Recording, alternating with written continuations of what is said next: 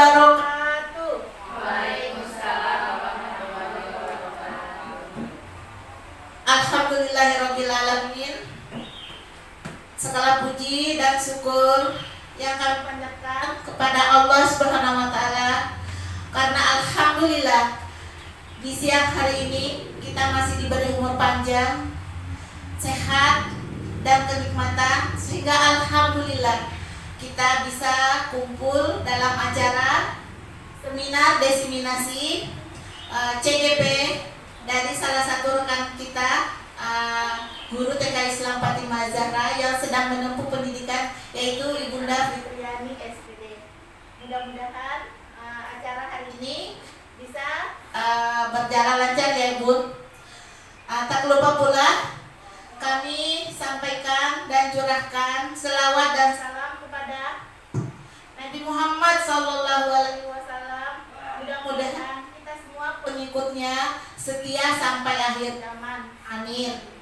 Sekali lagi saya ucapkan terima kasih kepada Ibu Yayasan selaku peserta ya Bu ya. Terima kasih juga kepada Ibu Ketua POMG dan para pengurus serta Dewan Guru. Baiklah Bu, saya kembali ya. Yang terhormat Ibu Ketua Yayasan TK Islam Fatimah Az-Zahra, yang terhormat Ibu Ketua POMG TK Islam Fatimah Az-Zahra, yang kami hormati para pengurus Komite TK Islam Fatimah Az-Zahra, serta Dewan Guru yang kami cintai. Di pagi hari ini menjelang siang, perkenankan kami akan menyampaikan yaitu seminar CGP dalam desiminasi budaya positif di TK Islam Fatimah Az-Zahra, di mana tugas ini dibebankan kepada Bunda Fitri dalam kegiatannya sebagai CGP di TK Fatimah Az-Zahra untuk diterapkan bersama-sama dengan seluruh Dewan Guru. Karena budaya positif ini sangat bagus untuk kita terapkan ya Bu ya, baik untuk kehidupan kita sehari-hari di rumah maupun di lembaga pendidikan kita yang kita cintai ini.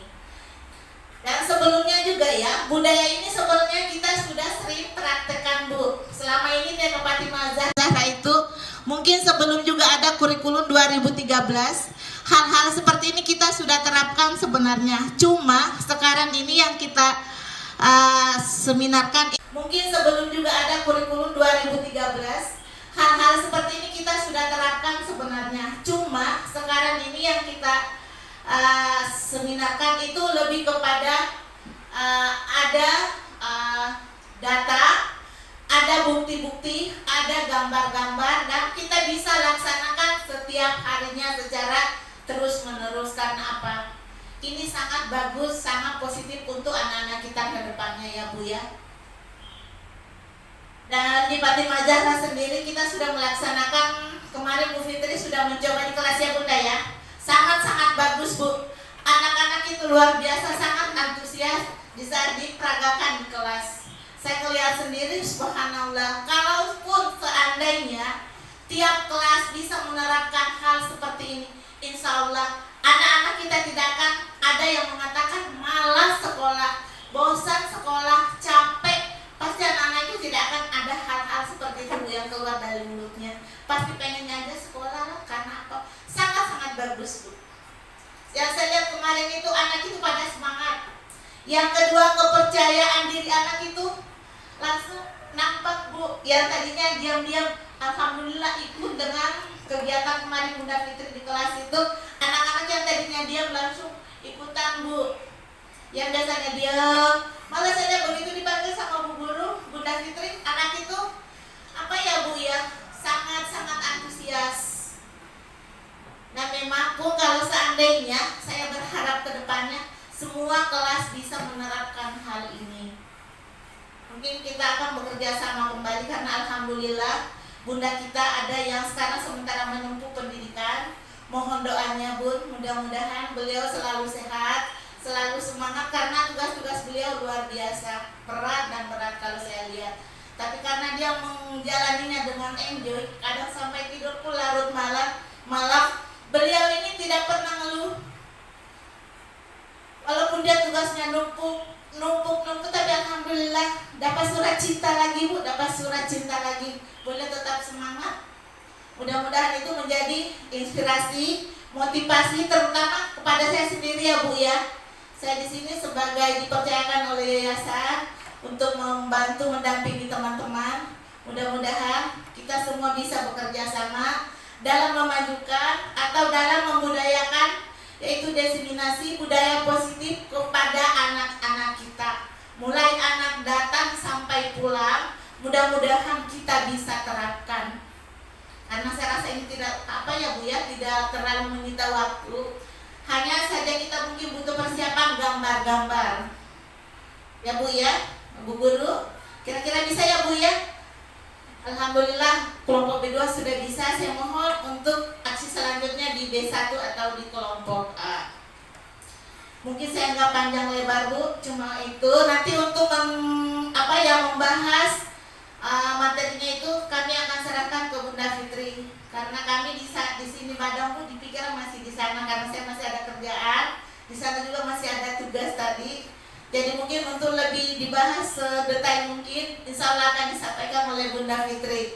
Ya Bunda Fitri ya, mohon maaf saya mungkin singkat Bu dan tidak terlalu lama karena saya harus balik ke tempat rapat, ditunggu.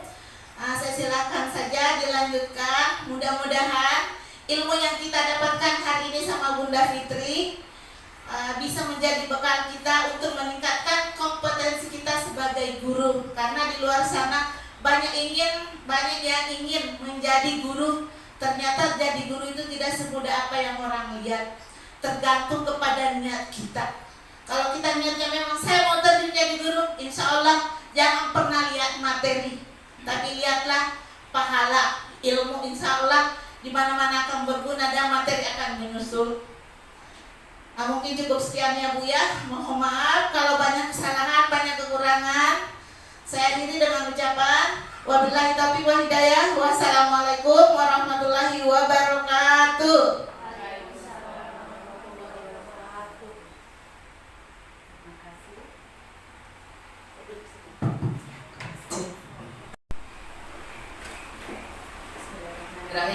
Terima kasih. Assalamualaikum warahmatullahi wabarakatuh. Alhamdulillah, yang saya hormati Ibu Yayasan TK Islam Fatimah Az-Zahra yang alhamdulillahnya hari ini bisa menyempatkan waktu, bisa hadir bersama-sama kami semua untuk mensupport kami semua para Dewan Guru di TK Islam Fatimah Az-Zahra. Bunda, terima kasih kepada Ibu Kepala Sekolah juga yang telah menyediakan waktunya, memberikan saya pribadi untuk belajar dan juga teman-teman sehingga acara pada pagi menjelang siang ini mudah-mudahan bisa berjalan lancar dan sukses. Yang saya hormati Ibu Ketua Komite beserta pengurus, terima kasih banyak Bunda-bunda untuk waktunya, meluangkan waktunya untuk hari ini sebagai support untuk TK Islam Fatimah Az-Zahra. Juga tidak ketinggalan rekan-rekan Dewan Guru, Ibu Guru tercinta TK Islam Fatimah Az-Zahra yang kami banggakan. Baik, acara hari ini yaitu mengenai diseminasi budaya positif. Next, maaf, ini pointernya OTG-nya entah kemana, jadi harus pakai operator. Baik, saya akan menyampaikan diseminasi budaya positif. Kegiatan ini ditujukan untuk kelompok, yaitu kita sebagai sekolah ya. Targetnya individu memperoleh informasi dan timbul kesadaran, menerima dan akhirnya memanfaatkan informasi yang akan kita dapat hari ini. Itulah target kami, Bunda. Mudah-mudahan setelah kita mengetahui, kita bisa memahaminya dan menerapkannya bersama-sama ya. Di sini mohon maaf, saya bukan sebagai guru yang mengajari ya, Bunda. Di sini kita sharing, kita belajar bersama. Bukan saya yang wah, Bu Fitri sedang memberi materi bla bla bla, bukan. Tapi kita di sini sharing gitu. Dimana kegiatan pagi ini adalah merupakan salah satu tugas dari calon guru penggerak, pendidikan calon guru penggerak, di mana saya harus melakukan aksi nyata. Aksi nyata bagaimana implementasi saya sebagai calon guru penggerak mengimplementasikan kepada rekan-rekan dan menerapkannya di sekolah ini. Nah, mungkin dari Ibu Komite bertanya-tanya, kok komite segala dilibatkan, begitu ya Bunda ya? Memang sengaja saya berbicara dengan Ibu Kepala Sekolah. Orang tua berperan penting juga untuk bisa berjalannya budaya positif di sekolah ini. Nanti kita akan simak bersama-sama, mudah-mudahan nanti juga oh iya ya gitu. Pokoknya intinya orang tua akan ikut berperan penting karena berjalan baik dan tidaknya adalah tergantung dari warga sekolah. Warga sekolah itu siapa? Warga sekolah itu adalah kita. Kita semua yang ada di sekolah, dari mulai guru, kepala sekolah, yayasan, anak murid, dan juga orang tua murid. Bahkan Mang Ipul, Pak Ipul sebagai pembersih sekolah pun harus mengetahui, harus bisa bekerja sama dengan kita untuk mewujudkan budaya positif. Next. Nah, latar belakang yang melatar belakangi untuk kegiatan budaya positif ini yaitu di mana Satuan Pendidikan Taman Pendidikan Kanak-kanak di TK adalah pondasi awal ya Bunda ya. Kita di TK ini sebagai pondasi anak mulai pertama kalinya bersosialisasi mengenal lingkungan dan teman-temannya. Dan di sekolah anak-anak akan mulai terbentuk di mana kita para guru-guru, para pendidik di sekolah menanamkan nilai-nilai karakter baik yang berusaha kita tanamkan dan mudah-mudahan dapat terbentuknya anak-anak peserta didik yang berkarakter baik, di mana ditunjang juga dari dukungan orang tua murid di sekolah. Begitu. Next. Tujuan aksi nyata saat ini adalah tujuannya menumbuhkan budaya positif di sekolah dengan meyakini nilai-nilai universal. Next. Nah, tolak ukurnya terbentuknya keyakinan kelas melalui kegiatan kesepakatan kelas yang dilakukan oleh guru, wali kelas, dan anak. Yang kedua, anak mampu menerapkan dan menjalankan keyakinan kelas yang telah dibuat bersama. Nah, ini kemarin saya sudah praktikkan dan alhamdulillah betul apa yang dibilang kepala sekolah tadi. Kebetulan kepala sekolah masuk, anak-anak sungguh sangat antusias gitu. Sebenarnya kita sudah melaksanakan di sekolah ini, cuman hanya setelah saya dapat ilmunya ya, hanya sebatas menjalankan, oh ya kita nih di sekolah punya program-program untuk pembentukan karakter, kita punya dan sudah kita jalankan. Nah, ternyata lebih dalam lagi ada ilmunya dan akan detail di materi ini nanti. Next. Nah, budaya positif.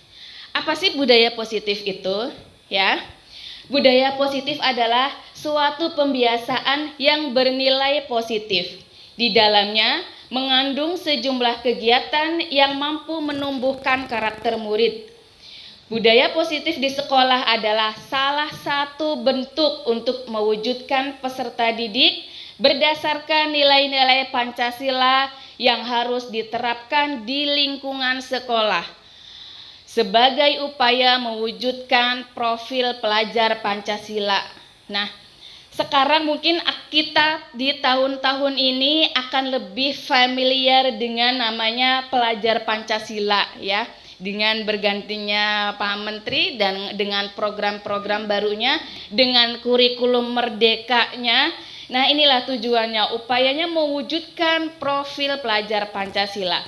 Di mana di sini akan menggali, memupuk nilai-nilai budi pekerti, karakter yang ada pada peserta didik, sehingga akan terbangun motivasi-motivasi yang ada dalam diri ya, motivasi intrinsik yang ada dalam dirinya. Next. Nah, pentingnya budaya positif di sekolah. Budaya positif di sekolah sangat penting bagi perkembangan pendidikan nilai-nilai karakter di sekolah. Pengembangan budaya positif dan penanaman nilai-nilai kebajikan universal akan menumbuhkan motivasi intrinsik dalam diri anak untuk menjadi pribadi yang bertanggung jawab, kasih sayang, kejujuran, kesabaran, keadilan, dan masih banyak lagi, Bun. Nah ini dia. Ini yang sebenarnya sudah kita lakukan sebenarnya selama ini bertahun-tahun kita sudah melakukan budaya positif ini. Namun kita belum mengetahui lebih detailnya seperti apa sih gitu, dan kita juga, saya pribadi pun cuma taunya oh sebatas kita bangun yuk nilai karakter anak dengan membantu bu guru menjaga kebersihan lingkungan, merapihkan mainan, senyum, salam terhadap guru dan teman, nasionalisme, religius. Ini dari dulu ya Bunda, mungkin yang putra-putrinya yang dari tahun lalu sudah pernah di sini, ini sudah ada gitu. Nah, sekarang mungkin kita akan lebih menguatkan kembali begitu. Nah, di sini ada menanamkan dan menumbuhkan motivasi intrinsik. Bisa ada yang tahu? Nah, intrinsik ini adalah motivasi yang tumbuh dari dalam diri, bukan karena disuruh-suruh guru, bukan karena disuruh-suruh orang tua gitu. Ayo nak menyapu biar dapat hadiah, ayo nak nanti bu guru dapat nanti kasih bintang, bukan seperti itu. Tapi kita melalui pembiasaan nanti akan muncullah. Nah ini ada asegaf, ini tanpa kami minta. Memang sih tidak setiap hari, tapi sering sekali, bukan hanya asegaf, banyak yang perempuan, yang laki-laki, ada Anas, Arumi, semuanya. Apalagi ketika bu guru ketika sedang kerepotan, ayo anak-anak siapa ya yang mau bantu ibu guru hari ini? Bu guru membutuhkan sapu. Udah anak-anak itu udah langsung berlarian, udah ya sapu, ya ini ya sekopnya komplit, dan mereka akhirnya berebut untuk yang nyapu gitu, yang membersihkan kelas, padahal tidak kami suruh ya. Itu yang mereka sudah terbangun di sini. Alhamdulillah gitu.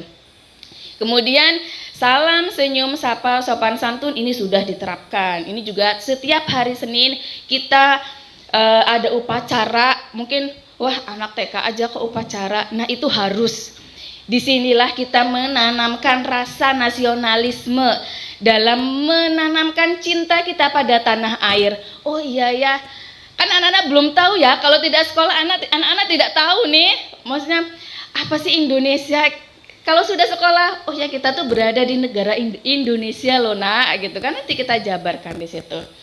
Kemudian religius, ini kebetulan program ini adalah program unggulan kami di TK Fatimah Az-Zahra, yaitu praktik sholat yang dilakukan setiap hari, yang harapannya anak-anak akan muncul motivasi intrinsiknya dari dalam untuk melakukan kegiatan beribadah sebagaimana yang memang kewajiban kita terhadap Tuhan Yang Maha Esa untuk melakukan ibadah, supaya timbul dalam dirinya tanpa disuruh-suruh lagi gitu. Dan untuk membantu ketika sholat itu kan ada bacaan-bacaan yang harus dilafalkan, yang memang harus hafal gitu. Dan alhamdulillah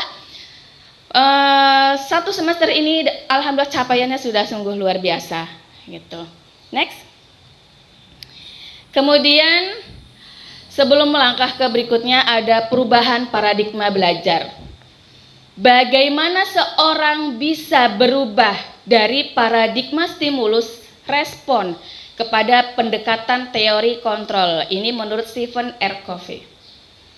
Nah, bila kita ingin membuat kemajuan perlahan, sedikit-sedikit ubahlah sikap atau perilaku Anda. Ya. Saya ulangi di sini, ini sangat bagus sekali ini. Ini ke saya pribadi pun sangat mengena ini kata-kata ini. Bila kita ingin membuat kemajuan perlahan, sedikit-sedikit ubahlah sikap atau perilaku Anda. Namun bila kita ingin memperbaiki cara-cara utama kita, maka kita perlu mengubah kerangka acuan kita. Ubahlah bagaimana Anda melihat dunia. Bagaimana Anda berpikir tentang manusia. Ubahlah paradigma Anda, skema pemahaman dan penjelasan aspek-aspek tertentu secara realitas. Sekarang kita zamannya sudah berubah ya kan Bun, tidak seperti dulu. Mungkin orang tua yang zaman dulu mah, udah habis sekolah mah udah gitu. Cuma ya udah datang ke sekolah pulang, nganterin ke sekolah pulang, mungkin hanya seperti itu. Tapi tidak, sekarang orang tua pun dituntut harus memahami. Oh iya ya, kita mengantarkan ke sekolah itu supaya ada perubahan yang ada dalam diri anak kita gitu. Nah ini juga itu untuk orang tua, untuk guru. Nah ini untuk guru, untuk saya pribadi dan kita semua ya. Cara pandang kita harus dirubah. Yang mungkin maaf saya juga sama ya, masih belajar ya teman-teman semua. Ini ketika kita ingin merubah sesuatu, ketika kita ingin ada kemajuan di dalam diri kita, kompetensi kita, untuk sekolah kita harus merubah ini, rubah cara pandang kita. Yuk, yang semulanya tidak tahu bagaimana nih saya supaya tahu dunia luar, dunia pendidikan luar. Kita bisa cari di Google. Sekarang ada Mbah YouTube, kita bisa belajar dari situ. Meskipun kita tidak ada pelatihan-pelatihan, kita bisa belajar dari situ untuk mengembangkan kompetensi kita. Dan sekarang pun alhamdulillah dari Kementerian Pendidikan Mas Nadiem meluncurkan program PMM, yaitu Merdeka Mengajar. Guru-guru bisa masuk ke dalam situ, bisa belajar di situ. Semua materinya sangat bagus sekali. Kemudian next. Nah, sekarang cobalah buka. Anda dan teman Anda akan melakukan kegiatan ini. Mohon maaf, teman-teman coba. Tugas Anda adalah mengepalkan tangan. Silahkan bunda-bunda, ibu guru semua, kepalkan tangan Anda. Coba bayangkan, yang ada di kepalan tangan ini, tangan kita ini adalah sesuatu yang sangat berharga. Sesuatu yang dapat saya berusaha, pokoknya berharga lah, sangat bernilai. Orang lain tidak boleh tahu, gitu.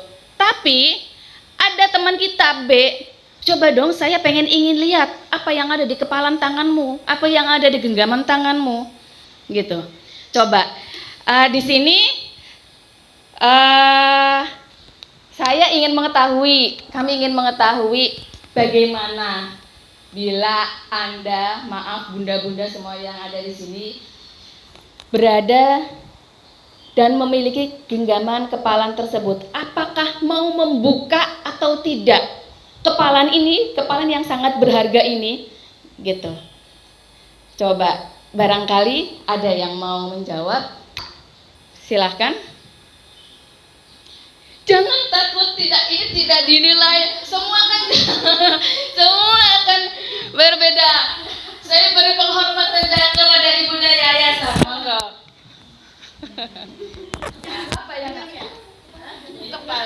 Apa yang akan Bunda lakukan? Buka atau tutup? Orang lain boleh lihat atau tidak? Iya, menurut pendapat saya. Buka. Alasannya Bunda? mic-nya, minta tolong dipasang. Kenapa Bunda masih? Iya. Kalau saya gini, sesuatu itu mau berupa harta, Betul. keluarga, tidak boleh kepengen banget gitu. Siap. Harus direlakan gitu. Kalau misalkan apa ya, tidak boleh terlalu menginginkan gitu. Kalau menurut di kepala saya gitu. Jadi ya dilepas aja kalau orang pengen mengetahui atau berbagi ya dilepas aja gitu. Kalau yang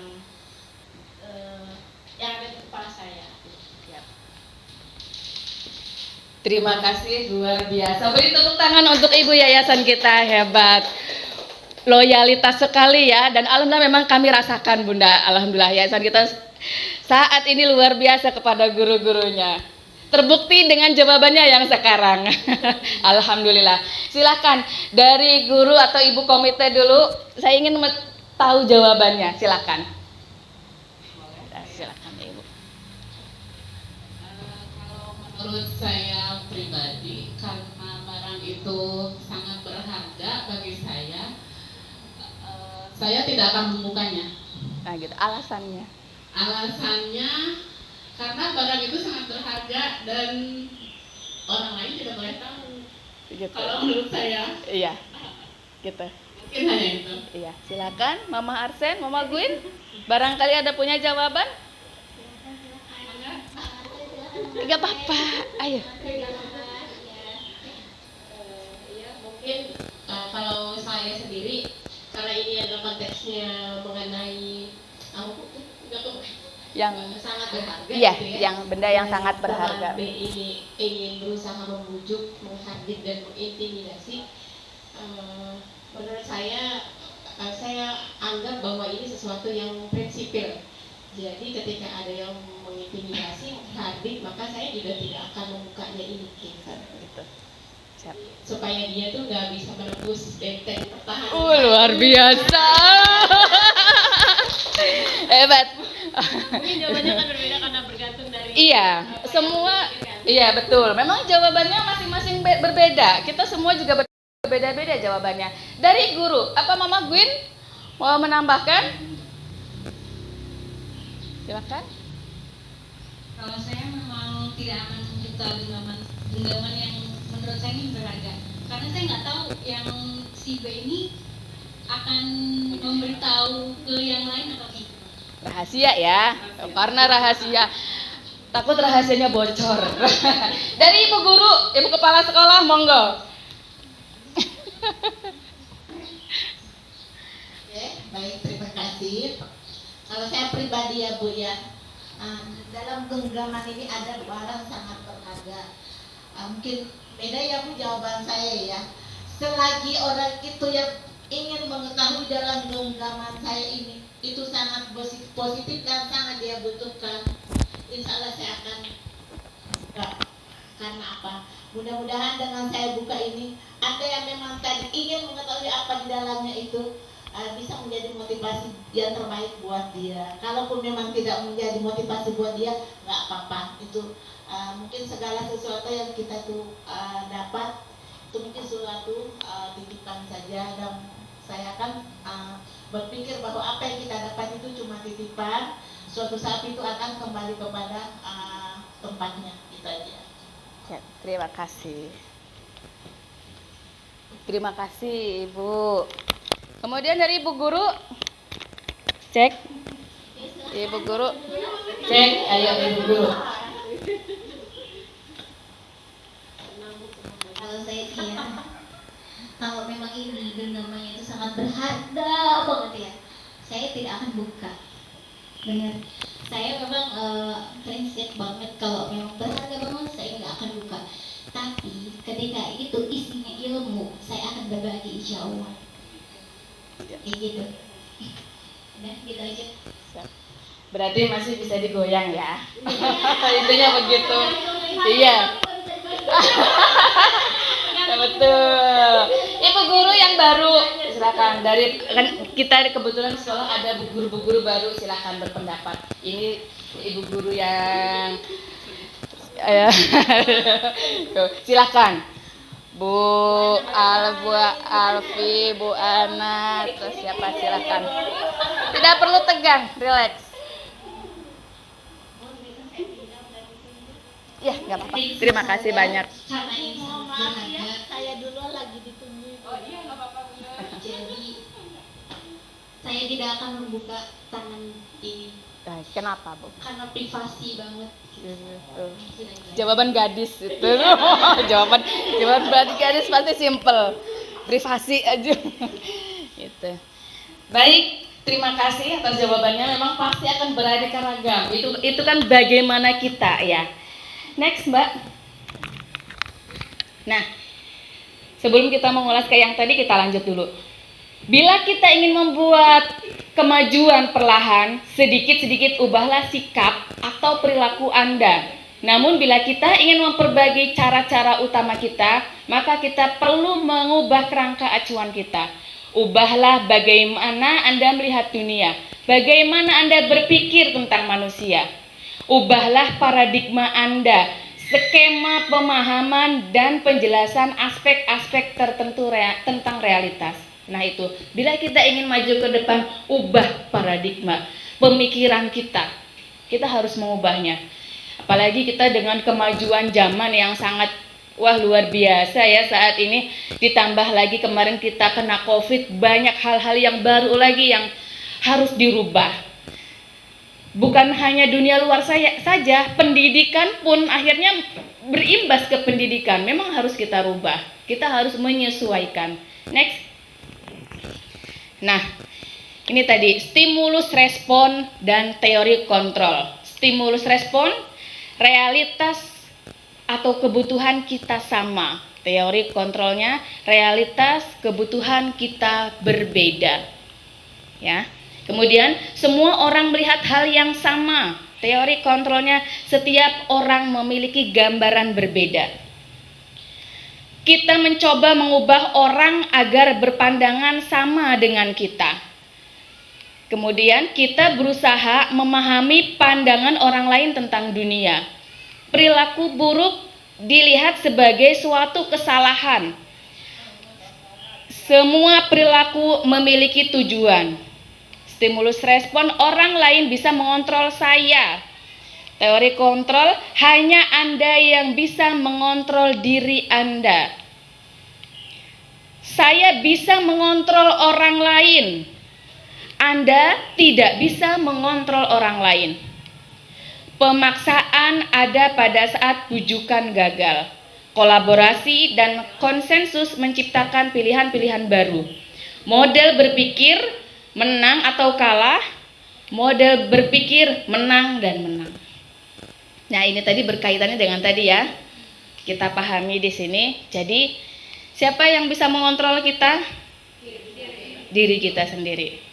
Tinggal bagaimana cara berpikir kita. Ya, bagaimana cara pandang kita dalam menyikapi suatu hal. Begitu. Nah, next.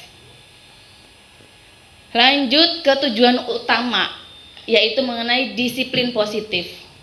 Apa disiplin positif? Nah ini, nya kebanyakan, maaf ya Bun, udah tengah malam mengerjakannya ini.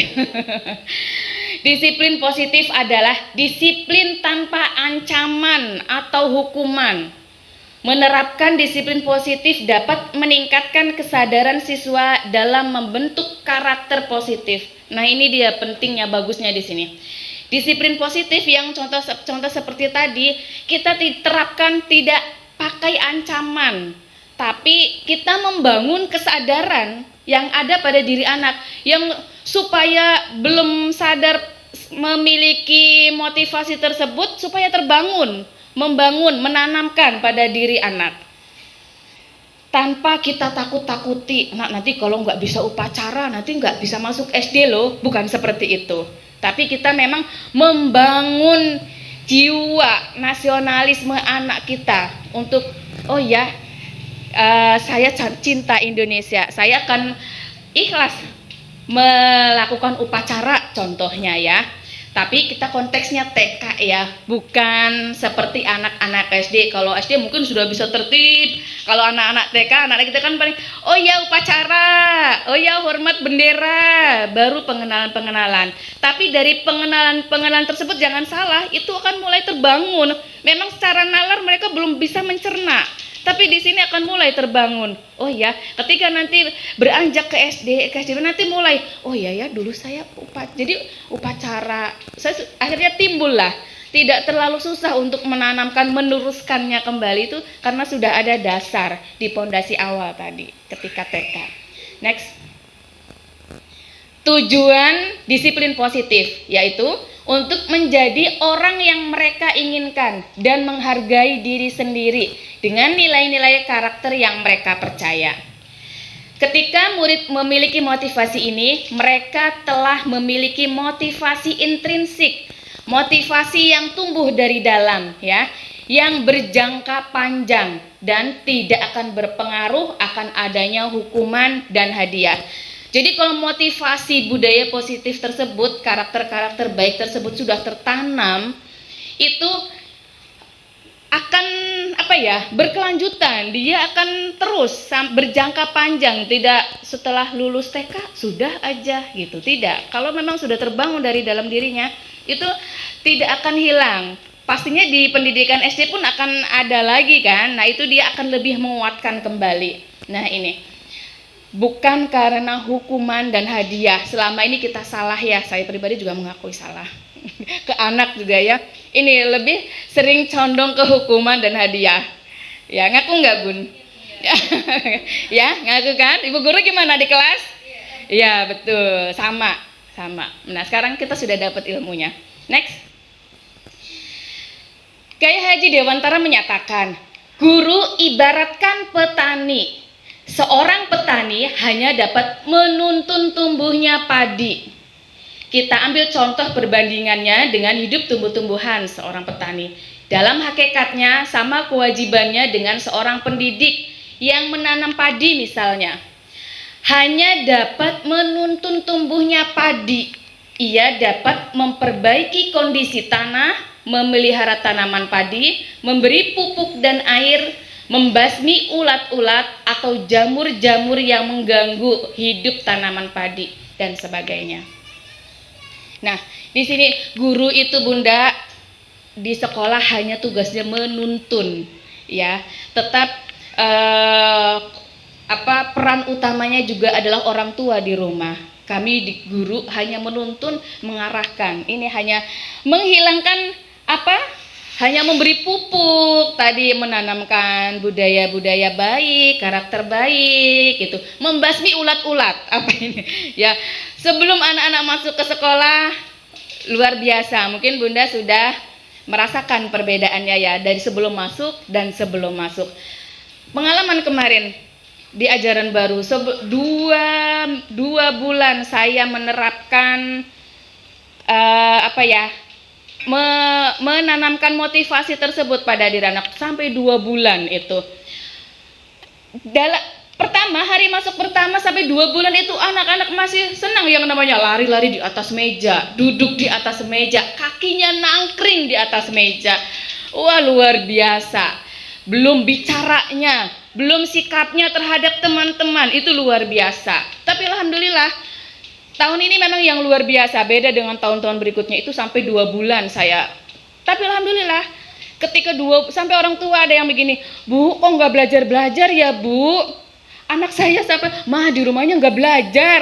Anak kan condongnya kalau sekolah itu adalah belajar adalah menulis, terus berhitung anak-anak itu pengennya. Kita kan di TK, beda, bukan seperti itu ya.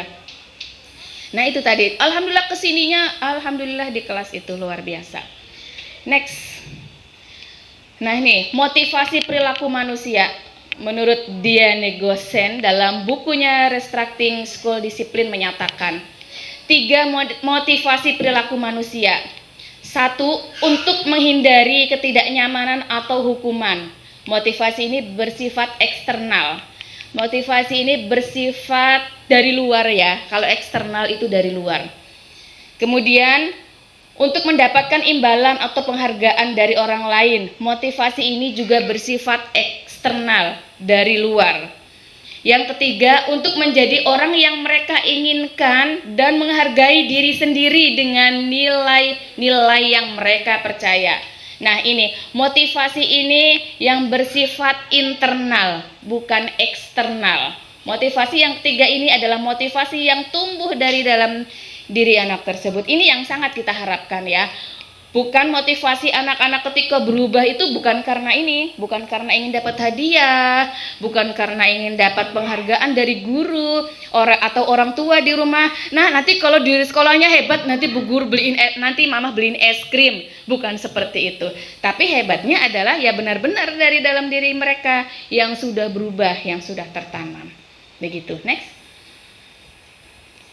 Kemudian 5 kebutuhan dasar manusia. Yang pertama, kebutuhan untuk bertahan hidup adalah kebutuhan yang bersifat fisiologis untuk bertahan hidup, misalnya kesehatan, rumah, dan makan. Ini mengingatkan pelajaran dulu ekonomi ya, pernah tuh di SMP atau di SMA itu ada ini. Ini adalah kebutuhan primer yang harus kita penuhi. Nah, ini dia. Betul ya, Bun ya? Nah, betul. Kemudian yang kedua, kebutuhan kasih sayang dan rasa ingin diterima. Itu adalah kebutuhan psikologis, kebutuhan untuk disayangi dan diterima meliputi kebutuhan akan hubungan koneksi sosial, kebutuhan untuk memberi dan menerima kasih sayang, dan kebutuhan merasa menjadi bagian dari suatu kelompok. Ini juga anak-anak merasakan ini, Bun, di sekolah itu. Next. Kemudian penguasaan, kemampuan pengakuan atas kemampuan. Kebutuhan ini berhubungan dengan kekuatan untuk mencapai sesuatu, menjadi kompeten, menjadi terampil, diakui atas prestasi dan keterampilan kita didengarkan dan memiliki rasa harga diri. Kemudian yang keempat, kebebasan, kebutuhan akan pilihan. Ini dia menuntut kebebasan. Adalah kebutuhan akan kemandirian otonomi, memiliki pilihan dan mampu mengendalikan arah hidup seseorang. Yang terakhir, yang kelima adalah kebutuhan kesenangan, kebutuhan untuk merasa senang, kebutuhan untuk mencari kesenangan, bermain dan tertawa. Ini dominan untuk anak-anak ya. Kira-kira gimana, Bun? Bu Guru, dari 5 dasar kebutuhan ini kalau untuk anak-anak kita? Ya, lebih kedua ini biasanya, kebebasan dan kesenangan. Terkadang ini pun ada nyempil lah, ada beberapa 1-2 anak yang ingin berkuasa di kelasnya, yang ini pasti ada aja setiap tahunnya ini akan terjadi. Next. Kemudian posisi kontrol restitusi. Next. Nah, ini restitusi. Nanti kita akan bahas pengertiannya. Nah, yang pertama penghukum. Nah, ini seorang penghukum bisa menggunakan hukuman fisik maupun verbal. Bagaimana konteksnya? Nada suaranya tinggi, bahasa tubuh, mata melotot, dan jari menunjuk-nunjuk atau menghardik. Contohnya di sekolah, Pak Guru bilang begini, terlambat lagi, pasti terlambat lagi, selalu datang terlambat. Kapan bisa datang tepat waktu? Marah-marah ya, berarti konteksnya ya. Begitu. Tanyakan pada diri Anda, bagaimana perasaan murid bila guru berbicara seperti ini ketika murid datang terlambat? Kalau kita di TK tidak ya, namanya kita bagaimana dengan mood anak, tidak dipaksakan. Tapi ini pun nanti kita akan ini akan kita gali karena semuanya saling berkaitan, saling berkesinambungan. Nah, hasilnya dengan guru berbicara seperti ini sebagai penghukum dengan bernada keras, suara tinggi, ini hasilnya. Kemungkinan murid marah dan mendendam atau bersifat agresif. Bisa jadi sesudah duduk kembali, murid tersebut akan mencoret-coret buku atau meja tulis. Dia dendam. Ibaratnya habis dimarahi sama gurunya. Memang diam, anak itu pastinya biasanya diam, tapi akan dia di dalam hatinya dendam. Sama kita sebagai orang tua seperti itu. Ya, mereka diam, tapi ini di hati mereka berbicara. Gitu. Ini harus luar biasa ini. Nah, tadi lebih baik guru sepulang sekolah murid melihat motor atau mobil bapak ibu guru akan digores, balas dendam. Ya, tadi habis dimarahin saya. Ini biasanya sudah begini, yang sudah tingkat SD, SMP, SMA. Tapi jangan salah, TK juga bisa terjadi. Sekarang anak-anak itu unik. Untuk tahun dan zaman sekarang lebih unik lagi. Terkadang mereka itu di luar nalar kita, Bun. Kami di kelas sangat merasakan itu. Loh, kok sudah di luar batas usianya ya cara berpikirnya gitu. Ini bisa dia lakukan, bisa ini. Mungkin kita intern guru ya, Bu Guru dan Ibu Yayasan mungkin tahu, ini bisa dilakukan oleh anak. Dia merasa dendam sama gurunya. Nah, ini di sini kita harus hati-hati. Ya, next. Nah, ini. Yang kedua adalah pembuat merasa bersalah. Berbicara dengan nada suara memelas atau halus, sedih, bahasa tubuh merapat pada anak dan lesu.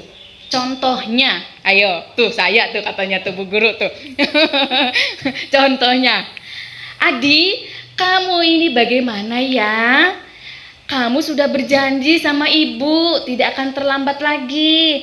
Kamu kenapa ya sering sekali mengecewakan ibu? Ibu benar-benar kecewa sekali. Awas ya Bun, kita bahasa itu harus hati-hati ke anak. Bukan hanya ibu guru ya Bun, orang tua juga sama. Karena gurunya anak-anak yang paling besar adalah orang tua di rumah, ibu. Saya juga merasa tertegur saya pribadi setelah membaca ini, luar biasa. Nah, bagaimana hasilnya? Murid akan merasa bersalah telah mengecewakan ibu atau bapak gurunya. Murid akan merasa menjadi orang yang gagal dan dianggap tidak sanggup membahagiakan orang lain. Kadangkala sikap kita seperti ini lebih berbahaya dari sikap penghukum, karena emosi akan tertanam rapat di dalam. Murid menahan perasaan, tidak seperti murid dalam dengan guru penghukum, di mana murid bisa menumpahkan amarahnya walaupun dengan cara negatif. Murid tertekan seperti inilah yang tiba-tiba bisa meletus amarahnya dan bisa menyakiti diri sendiri atau orang lain. Guru pada posisi ini tidak akan menyakiti murid, namun akan tetap berupaya mengontrol murid melalui persuasi. Ya. Nah, ini pembuat merasa bersalah ini adalah yang paling harus kita waspadai dibanding penghukum. Ya, penghukum tadi juga sudah tidak baik. Nah, ini lebih lagi. Ini lebih berbahaya lagi. Ibarat seperti apa ya? Memarahi secara halus ya. Memang kita tidak marah-marah, tapi langsung tek ke hati anak itu. Mungkin kita pernah mengucapkan ke anak kita, mungkin, nah ini, anak-anak mungkin diam itu tadi, tapi mendendam, akan merasa mendendam di dalam hati. Nah, ayo next. Kemudian yang ketiga, sebagai teman. Dengan nada suara ramah, akrab, dan bercanda, bahasa tubuh merapat pada murid, mata tersenyum jenaka. Contohnya, Adi, ayolah, bagaimana sih kamu? Kemarin kamu sudah janji ke Bapak bukan? Kenapa terlambat lagi? Sambil tertawa.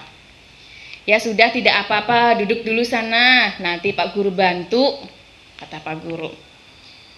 Nah, hasilnya murid akan merasa senang dan akrab dengan guru. Ini termasuk dampak yang positif. Hanya saja di sisi negatif, murid menjadi tergantung pada guru tersebut. Bila ada masalah, dia merasa bisa mengandalkan guru tersebut untuk membantunya. Akibat lain dari posisi teman, Adi hanya akan berbuat sesuatu bila yang menyuruh adalah guru tersebut. dan belum tentu berlaku yang sama dengan guru yang lain. Bu Guru gimana Bu Guru? Merasakan ini? Ya, ada aja anak lah kalau sama Bu Guru ini mah enggak. Jadi mereka memang terlihat beda Bun, gitu. Ini nih. Ya, next. Sebagai pemantau yang keempat, dengan nada suara datar, bahasa tubuh yang formal. Contohnya, Guru, Adi, tahukah kamu jam berapa kita mulai? Kata Adi, tahu Pak. Kata guru, kamu terlambat 15 menit. Apakah kamu sudah mengerti konsekuensi yang harus dilakukan bila terlambat? Kata Adi, paham Pak, saya harus tinggal kelas pada jam istirahat nanti dan mengerjakan tugas ketertinggalan saya. Kata guru, ya benar. Nanti pada saat jam istirahat kamu harus tinggal di kelas untuk menyelesaikan tugas yang tertinggal tadi. Saya tunggu. Nah ini sebagai pemantau. Jadi nadanya biasa-biasa saja, tidak marah, tidak menspesialkan. Jadi biasa-biasa saja, memantau, guru sebagai pemantau. Hasilnya, murid memahami konsekuensi yang harus dijalankan karena telah melanggar satu peraturan sekolah. Guru tidak menunjukkan suatu emosi yang berlebihan, menjadi marah atau membuat merasa berbuat salah. Murid tetap dibuat tidak nyaman, yaitu dengan harus tinggal kelas pada waktu jam istirahat dan mengerjakan tugas. Guru tetap harus memantau murid pada saat mengerjakan tugas di jam istirahat, karena murid tidak bisa ditinggal sendiri. Ini juga bisa ya, ini konteksnya memang sudah tingkat SD, SMP, tapi ini juga konteksnya bisa terjadi juga di TK, di kami juga ada, cuma permasalahannya bukan hal terlambat ya Bun ya, gitu. Kemudian next. Yang kelima adalah sebagai manajer. Dengan nada suara datar, bahasa tubuh yang formal. Contohnya, Guru, Adi, apakah kamu mengetahui jam berapa sekolah dimulai? Kata Adi, tahu Pak, jam 7.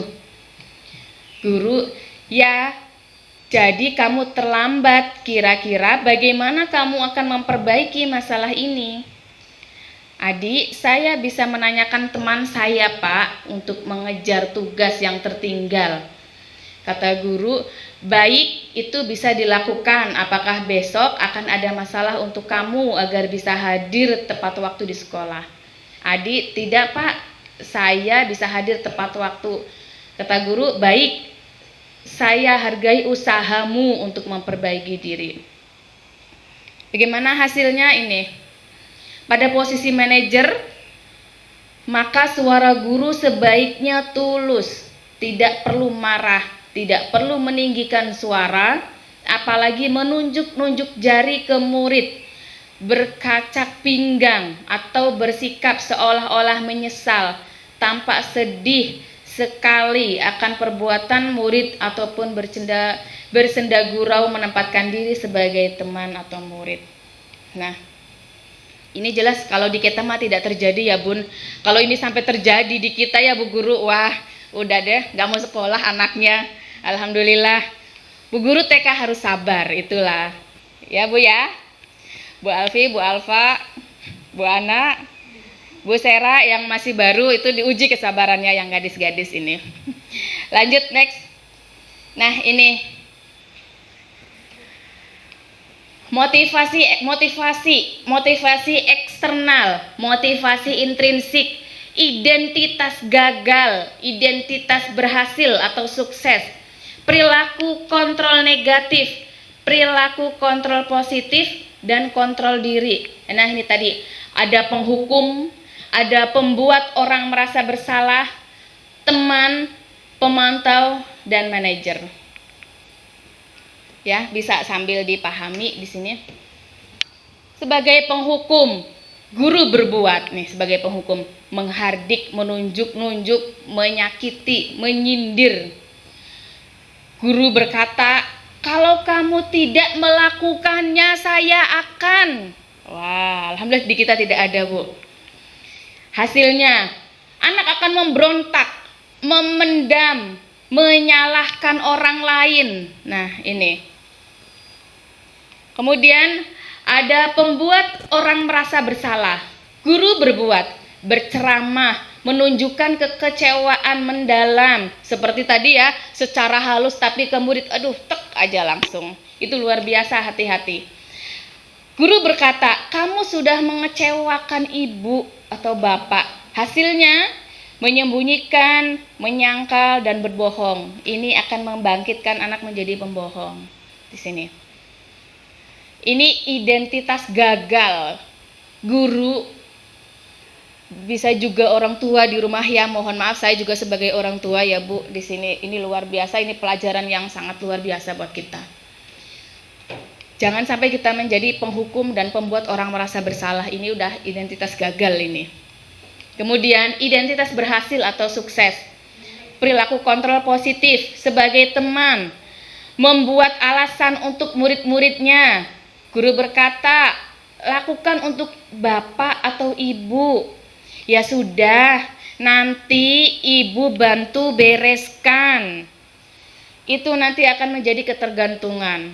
Ya, kita bisa anak-anak kita suka bermain Lego yang sangat berantakan, Lego, balok ya. Sebenarnya kita bisa menanamkan di sini. Jangan udah nanti bu guru beresin. Wah, itu sebenarnya bukan mengenakan anak ya. Bukan karena masalah bu gurunya capek, bukan. Tapi nilai-nilainya nanti tidak ada di sini. Anak akan ketergantungan, udah biar nanti kan bu guru yang beresin. Nanti akan terbawa di rumah.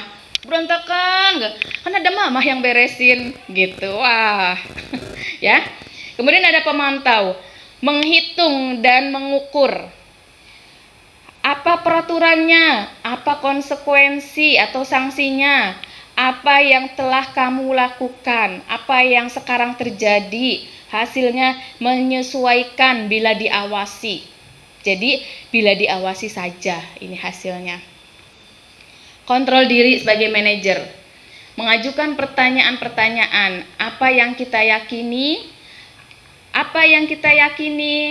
apa kamu meyakini hal tersebut, kalau kamu meyakininya, kamu memperbaikinya. Kalau memperbaikinya, jadi kira-kira hal tersebut akan menggambarkan apa tentang dirimu. Ini menguatkan watak atau karakter. Nah, gimana Bu? Bisa kebayang nggak, dicerna nggak? Yang ibu-ibu di rumah, ibu guru. Kalau saya pribadi, kebetulan pas dapat materi ini saya sedang diuji sama Allah. Jadi ada pengalaman luar biasa. Anak saya memasuki usia remaja. Wah, namanya remaja itu di luar dugaan dari saya. Sampai saya gini, ya Allah gimana saya solusinya? Saya marah salah, saya biarkan juga salah. Sampai saya sharing sama teman, saya sharing sama guru SMK di Cinangka. Beliau kan laki-laki, terus menghadapi anak-anak SMA yang seusia dengan putra saya. Udah saya sharing seperti itu. Udah, kita jangan marah ibu. Nanti malah akibatnya anak memberontak.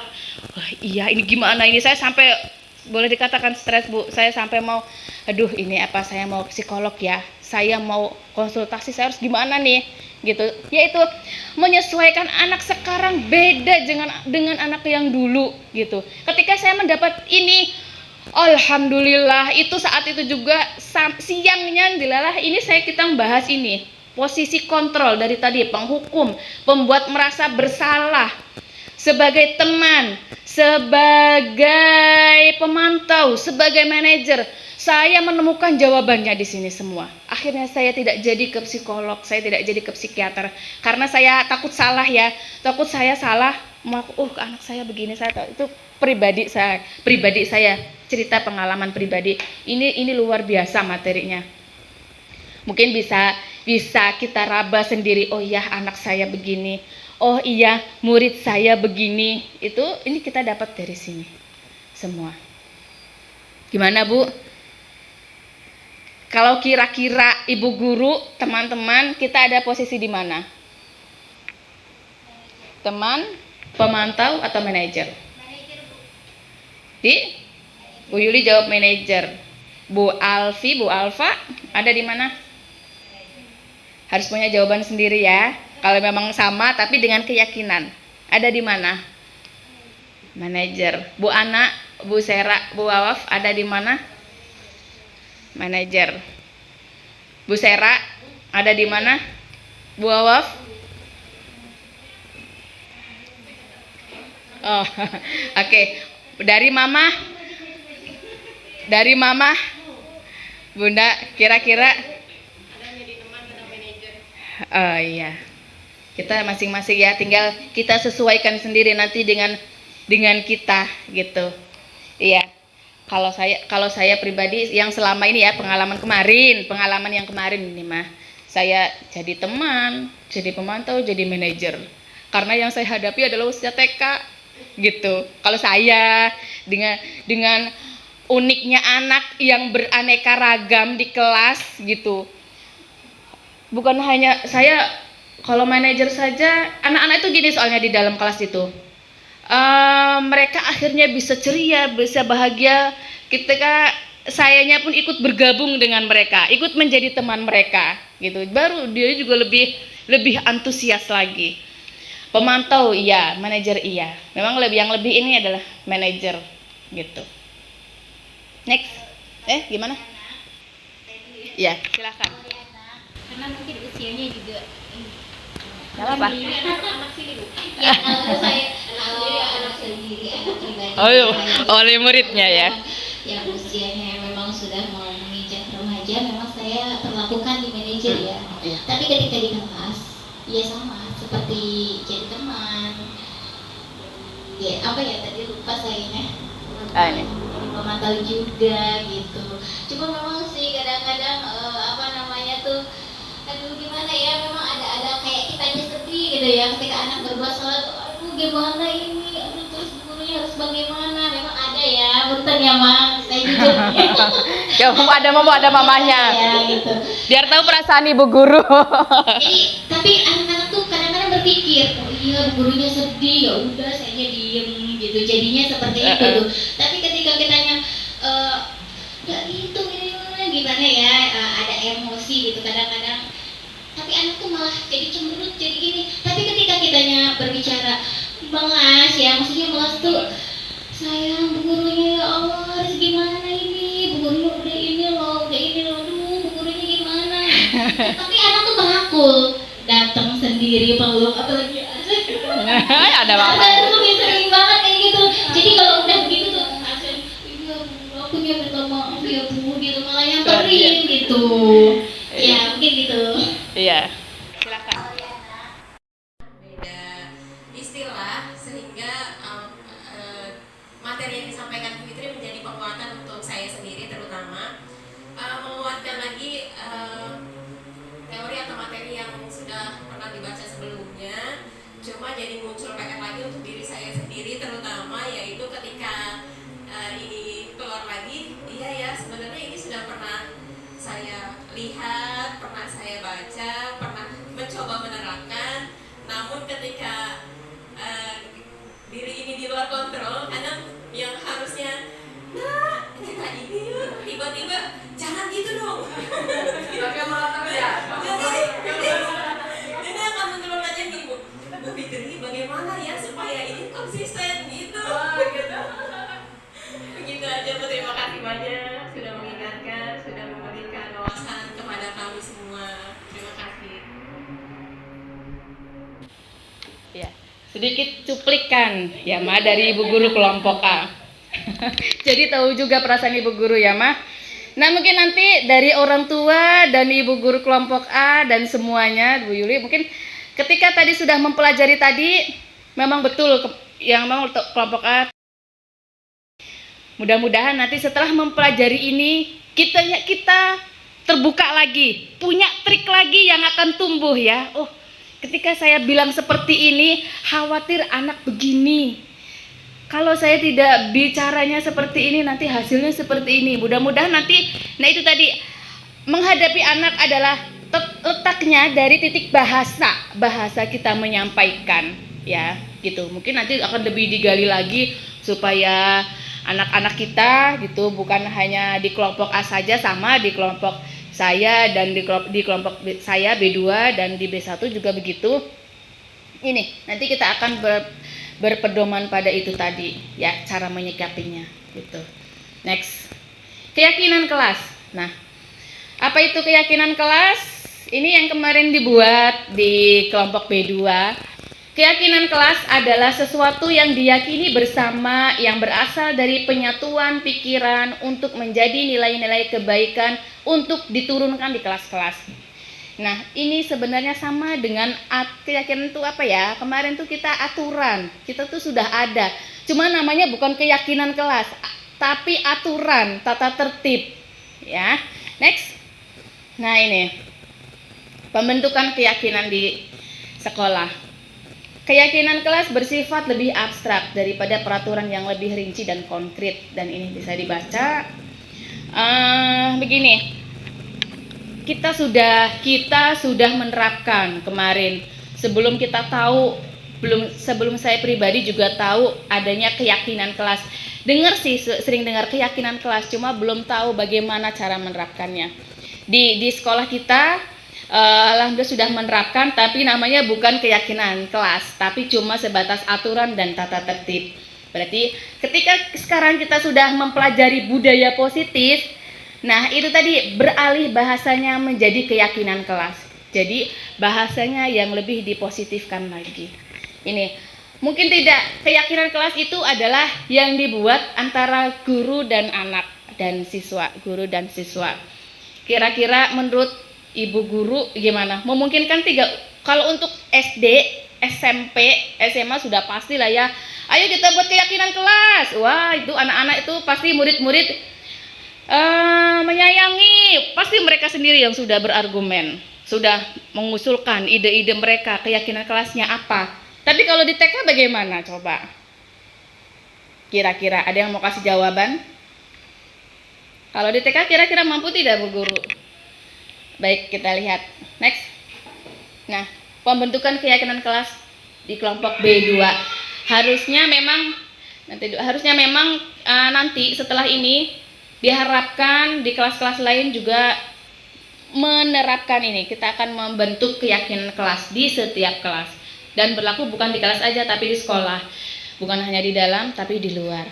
Nah, anak-anak TK, anak-anak PAUD ternyata juga bisa. Tergantung bagaimana kita guru, triknya, cara-cara kita membuatnya, menyampaikannya. Gimana anak kan nggak akan tahu tuh, Bu, nggak ibaratnya saling menyayangi. Kalau berpikir sendiri mereka tidak akan ketemu. Nah itulah makanya guru dituntut harus kreatif seperti itu. Iya, harus diajak. Kan ini anak-anak sendiri. Bagaimana caranya? Kan mereka tidak tahu. Bu guru juga harus punya media. Anak-anak itu tidak lepas dari media. Bisa ditampilkan, Mbak, videonya.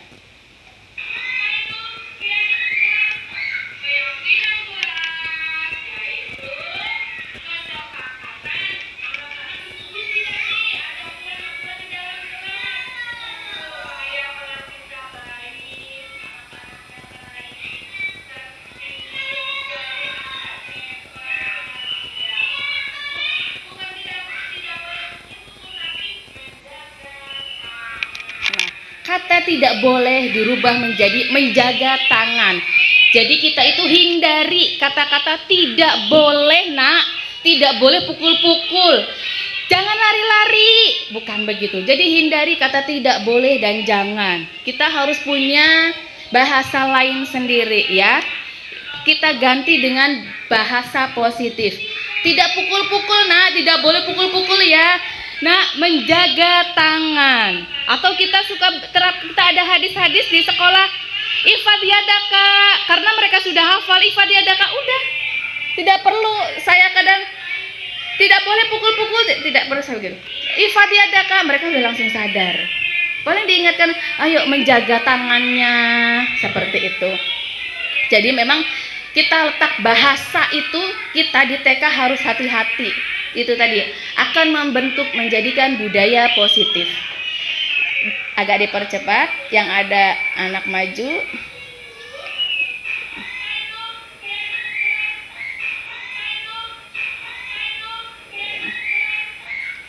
Dipercepat, yang ada anak-anak maju.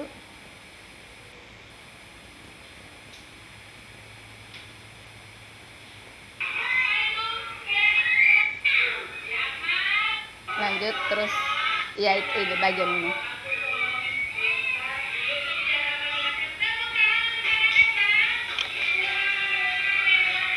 Dari bahasa ya, kita perhatikan dulu dari bahasa.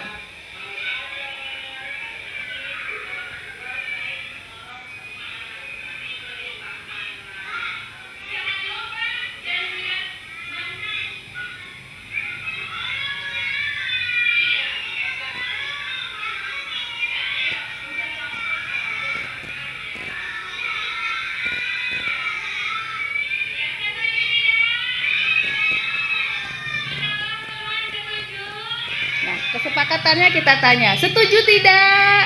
Gitu. Kan kamu kena anak maju. Kalau di SMP, di SD menulis sayang sama teman anak-anak maju. Kita di TK nggak mungkin seperti itu. Agak mundur sedikit Mbak, kayaknya seperti di sini deh. Ada satu anak yang maju, terus Mbak. Terus Mbak.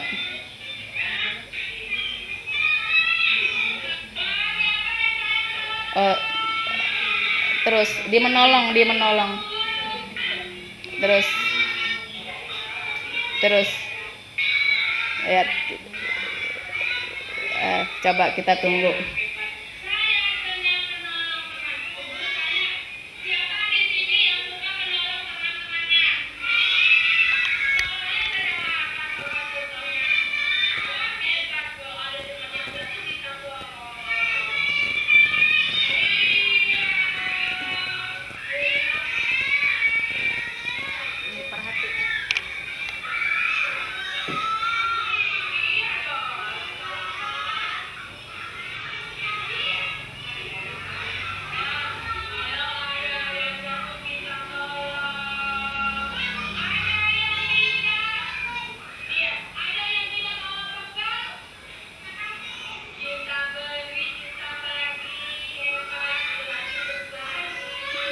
Nah ini dia, kita perhatikan ada anak maju.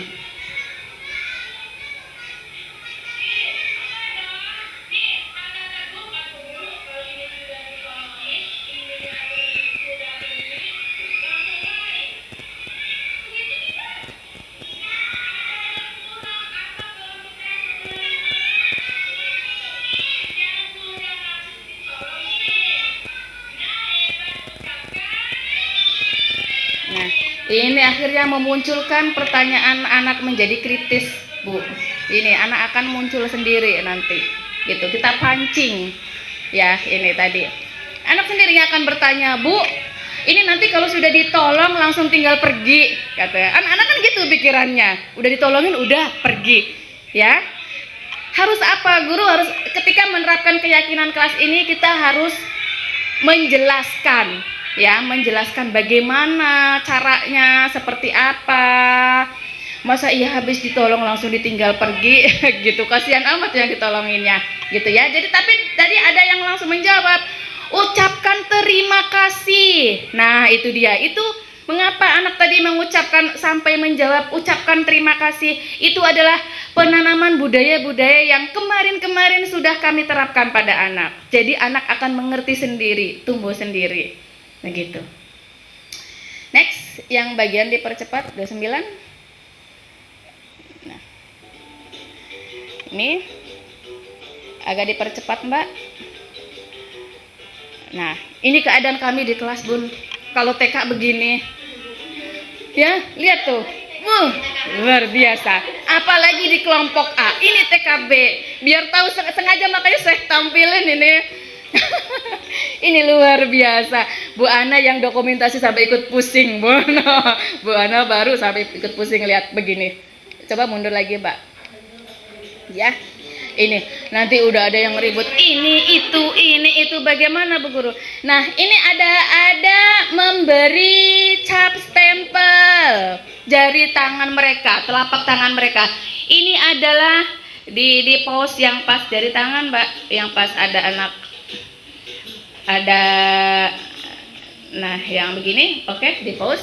Nah, ini bentuk kalau anak-anak kan biasanya kalau yang SD, SMP, SMA mereka bisa menuliskan angket, dikumpulkan, dihitung yang setuju berapa, ini berapa gitu kan, karena mereka sudah bisa menulis sendiri. kalau TK nggak mungkin ya, anak-anak ya tanda tangan, ayo anak-anak ayo menulis. Wah, ya ini harus punya trik. Apa gantinya? Sebagai tanda setuju, anak-anak memberi ini cap stempel, menandakan mereka adalah setuju gitu. Jadi nanti ini masih ada tersimpan, ini nanti tidak dibuang, kita abadikan. Nanti ketika anak tersebut yang melanggar, ini loh tadi udah ada kesepakatan, ini jari tanganmu ini, gitu. Ini kita mengingatkannya di sini. Ya, ini nanti akan ditempel di kelas kita, gitu. Ya, itu luar biasa ya Bu. Kalau di TK di kelas itu, waduh, makanya kalau pulang dari sekolah itu udah, itu Bu Guru. Next, materi selanjutnya. Nah, ini contoh keyakinan kelas yang kemarin dibuat. Ini ada mengucapkan salam.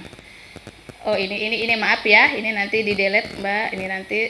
Kemudian ini, saya senang menolong teman. Kita beri di sini adalah bahasa-bahasa yang positif, ya, bahasa-bahasa baik, bahasa-bahasa positif.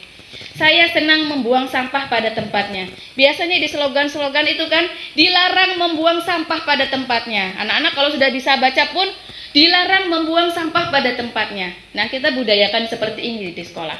Saya senang membuang sampah pada tempatnya. Ini akan mengubah manage mereka akan lebih halus lagi dibanding dengan dilarang. Ya, ini saya senang membuang sampah pada tempatnya. Makanya konteks kalimat itu kita harus perhatikan dalam mengajar, ataupun di rumah juga sama. Di rumah kita sebagai orang tua, ingat ya Bunda, bukan saya mengajari, saya cuma berbagi. Saya juga, ya Allah, saya sedih banget ketika saya sudah mempelajari, sedih banget ya Allah, saya sama anak saya kemarin salah, sedih saya gitu. Ini kemudian ini, kita saling menyayangi. Ini adalah arti apa? Anak-anak itu menjawabnya, biasanya menjawab tidak boleh pukul-pukul, tidak boleh tendang-tendang teman, tidak boleh ambil makanan teman. Nah, itu kita simpulkan ke sini. Tidak pukul-pukul teman, kan kita menghindari kata tidak boleh atau jangan. Nah, jangan tendang-tendang. Nah, jangan ditendang, sakit. Jangan dipukul, sakit. Nah, kita ganti bahasanya. Ketika ada anak kita yang sedang pukul atau tendang-tendang, kita pegang, kita sentuh, ini. Kita saling menyayangi. Ini. Coba next ada gambar, bukan, berarti kembali lagi ke sama yang tadi. Nah, ini. Kita saling menyayangi ini. Ada di dalamnya kita jelaskan menjaga tangan berarti kita apa? Menjaga tangan berarti adalah kita tidak memukul. Jadi ini muatannya banyak, ini saling menyayangi, ini isinya padat. Bu Guru harus menjelaskan. Saling menyayangi berarti tidak memukul teman. Berarti kita kan bukan ngasih tahu ke anaknya tidak boleh pukul teman, tidak boleh tendang-tendang, bukan begitu. Tapi kita menjaga tangan, jaga tangannya. Kita menjaga kaki. Begitu. Jadi peralihan bahasa nanti kita Bu Guru ya, teman-teman yang harus kita perbaiki. Nanti kita buat kesepakatan bersama-sama untuk anak-anak kita ini. Kita ada perubahan bahasa ke budaya bahasa yang lebih positif, ke positif. Next. Saya minta maaf bila berbuat salah. Kemudian, saya sabar menunggu giliran. Saya berkata baik dan sopan. Ketika ada anak-anak yang marah-marah atau apa, ini kita ingatkan ini. Saya berkata baik dan sopan. Dan ini gambar-gambar ini kalau kita di TK, ini kita akan pajang supaya anak lebih mengingatkan pada ini. Ya.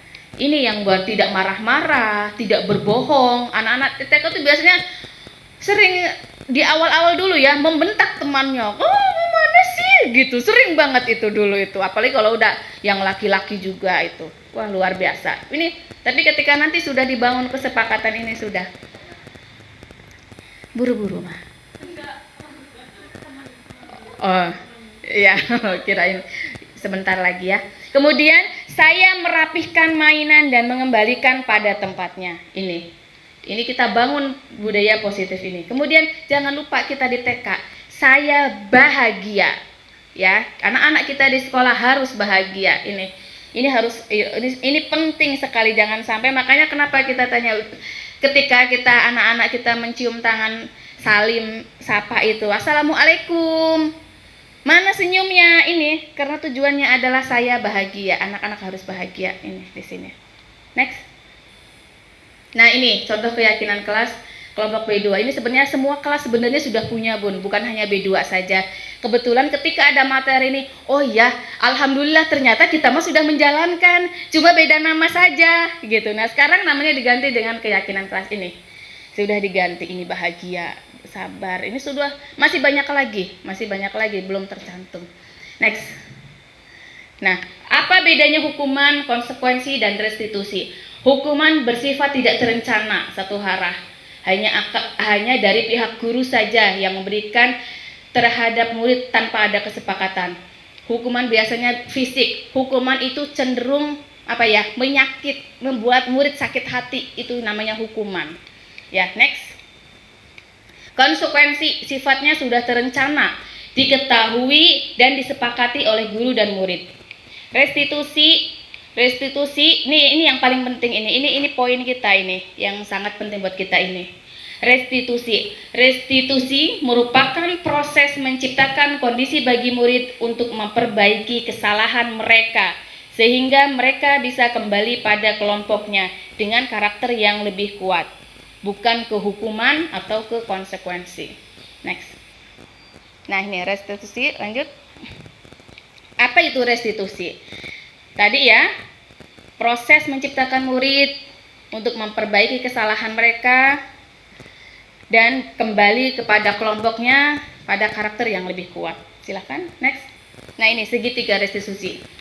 Kita sebagai pendidik, sebagai guru, bisa juga sebagai orang tua di rumah ini sangat penting. Ini adalah pengganti dari hukuman atau konsekuensi yang biasa dulu kesalahan kita yang sudah kita lakukan ini. Kita harus segitiga restitusi ini. Segitiga ya, harus membetis. Yang pertama itu apa? Menstabilkan identitas. Ketika anak-anak berbuat salah, bukan langsung kita yang, "Nah, kenapa sih?" gitu. Ini dulu kita stabilkan dulu, menstabilkan identitas. Kita beri memang ketika apalagi anak TK ya, ketika mereka berbuat salah itu sebenarnya penjelasan kita itu menyita waktu, memang harusnya ini menstabilkan identitas. Setiap orang pasti pernah melakukan kesalahan, harus menjelaskan ke anak dulu begitu. Kamu bukan satu-satunya yang pernah melakukan itu. Bu guru juga dulu pernah gitu. Temen yang ini juga umpamanya adik juga pernah, tapi setelah itu gitu. Bla bla bla kita jabarkan. Kemudian yang kedua, validasi kebutuhan. Nah, kamu tentunya ini adalah pertanyaan dari guru untuk anak. Kamu tentunya punya alasan mengapa melakukan itu. Kenapa kamu punya alasannya, kenapa pukul teman? Alasannya kenapa tendang si A? Itu kita tanya di sini. Stabilkan dulu identitas, kemudian validasi kebutuhan. Apakah dia pengen mainannya atau cuma iseng, ingin bercanda, itu berbagai alasan. Seperti tadi, mengulas ke 5 dasar kebutuhan manusia tadi. Kemudian, adakah cara yang lebih efektif untuk mendapatkan apa yang kamu lakukan? Ini nanti kalau di TK kita tinggal mengolah bahasanya, ya, kita sesuaikan.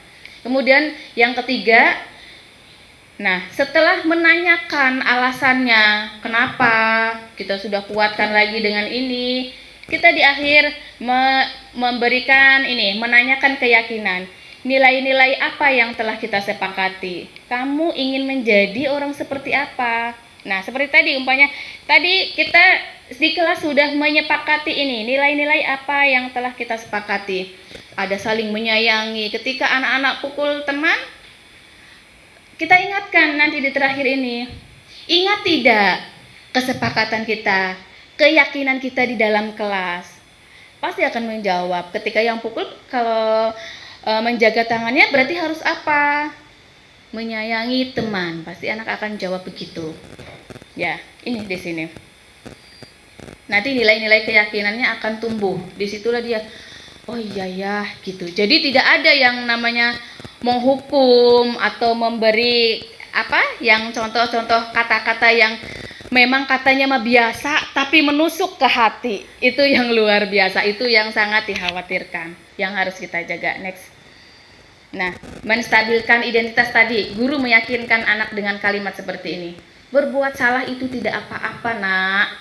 Tidak ada manusia yang sempurna. Jadi memang kita harus jelaskan gitu. Panjang memang butuh waktunya. Gitu ya. Di rumah juga ini butuh ini. Ini butuh. Saya langsung mempraktekannya. Ini luar biasa. Yang ketiga ini, jadi ketiganya itu memang harus kita lakukan. Next. Nih, validasi kesalahan. Guru meyakinkan anak dengan kalimat-kalimat tadi. Yang kedua ya. Padahal kamu bisa melakukan yang lebih buruk dari ini ya. Kamu pasti punya alasan mengapa kamu melakukan itu. Kamu patut bangga pada dirimu sendiri.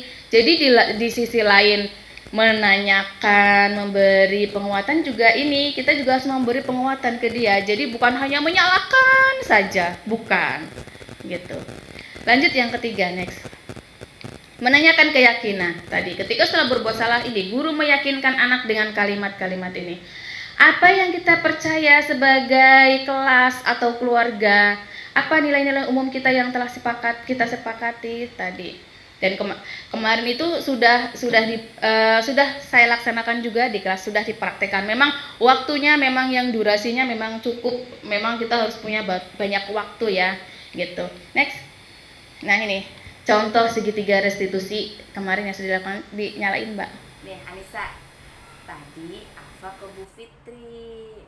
Afa bilang gini, tuh mau nangis tadi Afanya gini, Bu, Anissanya cakar pipinya Afa, katanya gitu. Betul itu? Betul, tapi itu gak sengaja. Terus? Kamu kemarin lagi main Lego. Terus? Ini tempatnya kena ininya. Kena ininya. Iya, berdarah nggak? Dilihat sama. Oh, alhamdulillah.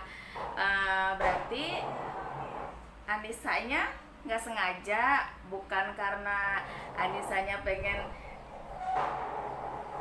cakar Afa. Iya, nggak sengaja. Alhamdulillah, anak baik. Nah, nih Anissa, Bu Guru mau cerita.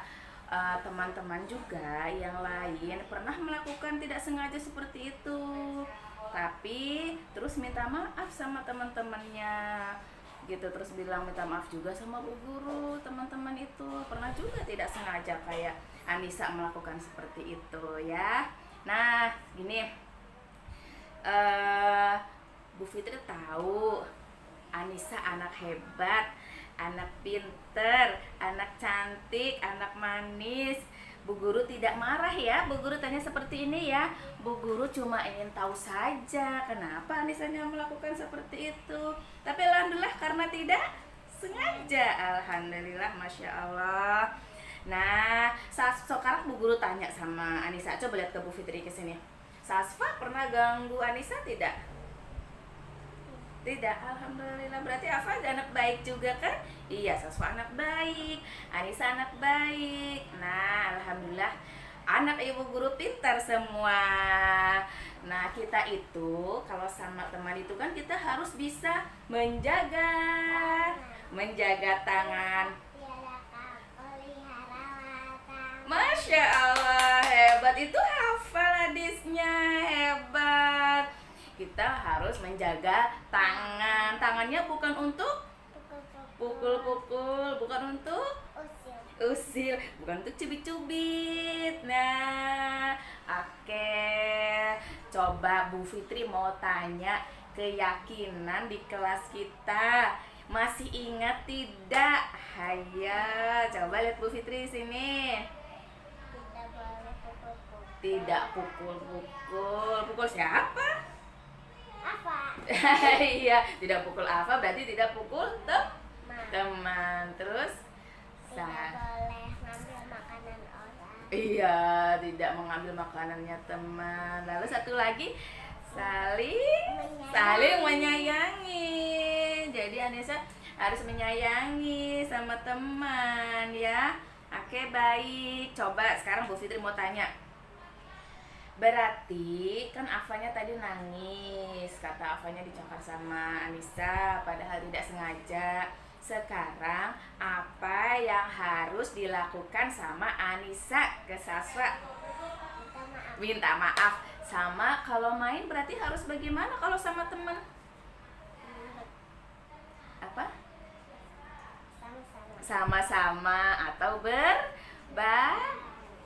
berbagi. Kalau bermain sama teman kita harus bisa berbagi. Alhamdulillah. Anissa, sekarang coba lihat Bu Fitri lagi ke sini. Anissa anak hebat, Anissa anak pinter. Anissa mau jadi apa kalau sudah besar nanti? Guru. Jadi ibu guru. Jadi guru. Masya Allah. Coba peluk bu guru. Aduh, alhamdulillah, barakallah. Semoga cita-cita Anissa terkabul menjadi ibu guru yang baik, yang cantik, yang salihah. Ya. Oke, amin dong, bilang amin. Amin. Nah, Anissa, sekarang kita berarti mau ke mana? Samperin Afa untuk meminta. Oke, siap. Iya, nanti bilang yang baik ya. Apa gimana? Afanya ada di luar situ ya. Kita panggil. Kita panggil yuk Afa, yuk. Kita panggil yuk. Oke. Tuh Sasfanya tuh. Ayo kita ke Sasfa yuk. Coba Anissa bilang coba. Afa. Ada Anissa tuh. Anissanya mau bilang sesuatu sama Afa.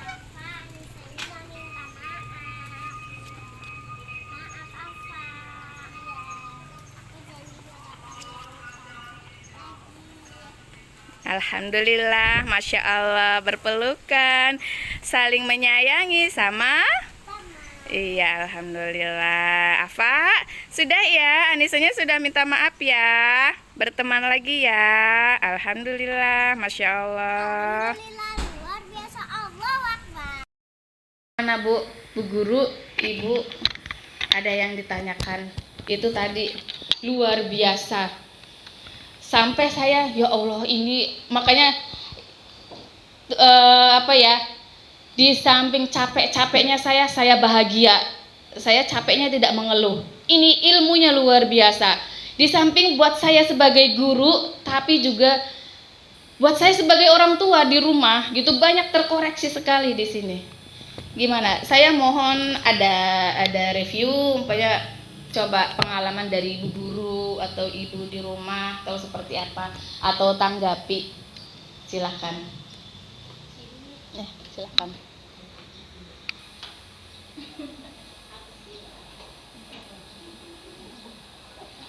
Ya memang ya, setelah melihat ini ya, sebenarnya sih memang kita juga udah praktek ya. Iya, betul. Dari mulai berdirinya Fatimah Zahra juga sudah dipraktekkan seperti itu sebetulnya.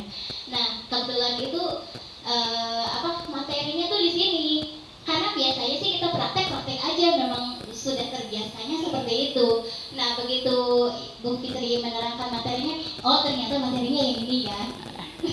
Alhamdulillah. Baru sadar memang materinya yang ini ya.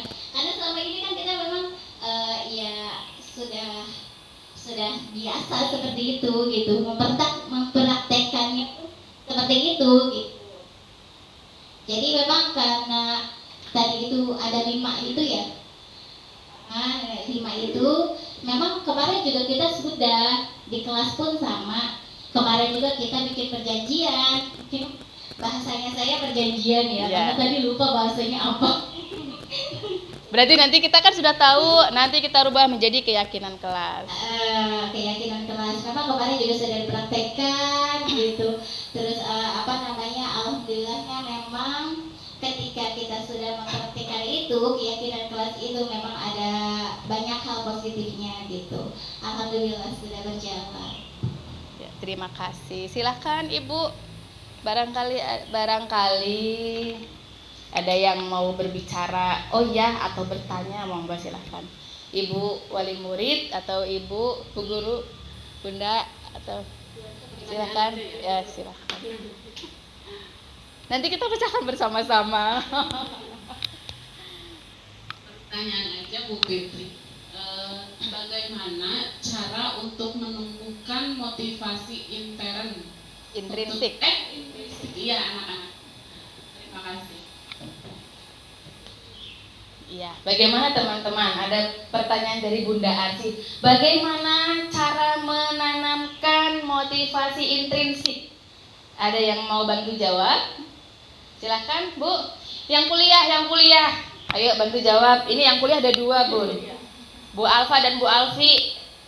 Ayo mau jawab, mau bantu jawab. Tadi sudah menyimak, silahkan.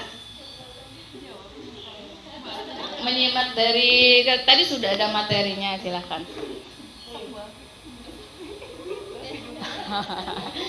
Aduh. Oh iya, alhamdulillah. Bismillahirrahmanirrahim. Tadi pertanyaannya bagaimana menumbuhkan. Kalau sudah kita lihat dari penjelasan Bu Fitri tadi bahwa untuk menumbuhkan motivasi intrinsik yang Dari dalam. muncul dari dalam diri anak atau sebenarnya kita juga, kita harus menumbuhkan kesadaran terhadap pribadi masing-masing. Termasuk kita di sini fokusnya ke anak ya. Bagaimana kita menumbuhkan kesadaran kepada anak dan ya kita dengan menerapkan utamanya segitiga restitusi tadi. Kita sebutkan misalkan yang dia lakukan itu apa, memposisikan diri menjadi posisi seperti dia, menanyakan apa alasannya, dan konsekuensi ketika dia melakukan itu dan ketika dia berbuat baik konsekuensinya apa begitu. Dengan dia bisa menjawab itu artinya dia sudah berpikir, dia bisa mengolah kejadian dalam pikirannya, sehingga kalau dia bisa menjawab itu sebenarnya sudah muncul kesadaran bahwa dia itu sadar bahwa jika melakukan A konsekuensinya adalah B, jika melakukan C konsekuensinya adalah D. Seperti itu sih mungkin Bu Fitri bisa menambahkan. Terima kasih.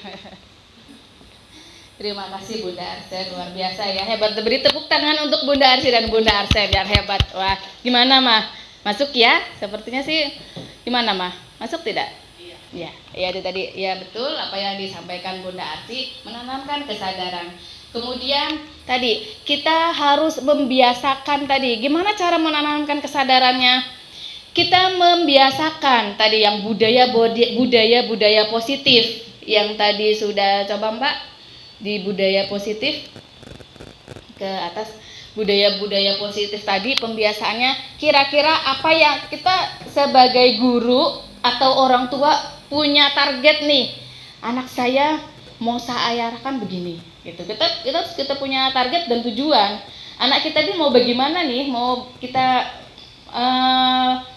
kedepannya biar bagaimana, saya pengen anak saya supaya tumbuh ini, nah itu tumbuhkan kesadaran. Terus budayakan budaya positifnya itu harus selalu berkesinambungan, harus continue, harus terus menerus ya. Jadi itulah ya, diuji kesabaran kita, bisa konsisten tidak menjalankan budaya positif tersebut gitu, bisa konsisten tidak. Seperti membuang sampah sembarangan atau menyayangi temannya. Bagaimana menggali supaya anak ini bisa timbul loh, supaya benar-benar tanpa disuruh, tanpa diingatkan, dia sudah membuang sampah sendiri. Bagaimana caranya? Kita memang harus, kalau konteksnya membuang sampah, berarti kita harus berupaya juga ya. Kita siapkan tempat sampah, kita beritahu, nah tempat sampah ada di sini ya, seperti itu. Budayakan, yaitu bahasa, konteks bahasa adalah utama, bukan nanti nggak boleh buang sampahnya sembarangan ya. Ini tempat sampahnya, kalau buang sampah di sini. Bukan seperti itu, tapi bangun kepercayaan dirinya.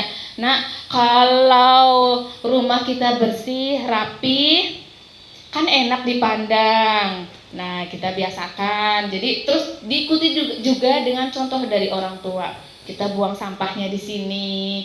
Kita hindari bahasa tidak boleh dan jangan. Biasanya kalau kita ada bahasa tidak boleh dan jangan, itu justru anak biasanya malah melanggar, seringnya seperti itu.